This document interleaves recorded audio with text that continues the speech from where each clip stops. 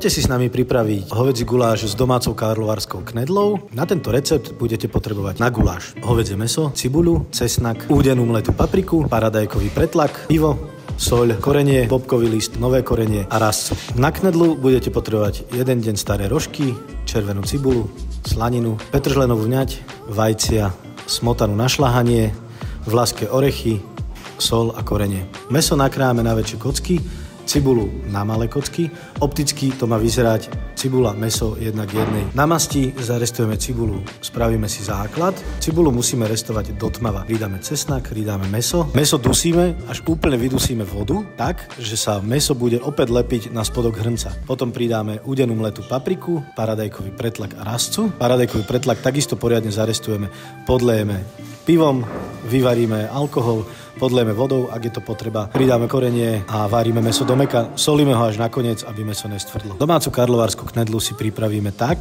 že rožky nakrájame na kocky, červenú cibuľu na pásiky, zarestujeme na masti, zarestujeme slaninu, trošku opečieme vlaské orešky, všetko zmiešame dokopy, pridáme žltka, z bielok si vyšľaháme sneh, pridáme smotanu, pridáme sneh, soľ, korenie a nakrájanú petržlenovú vňať.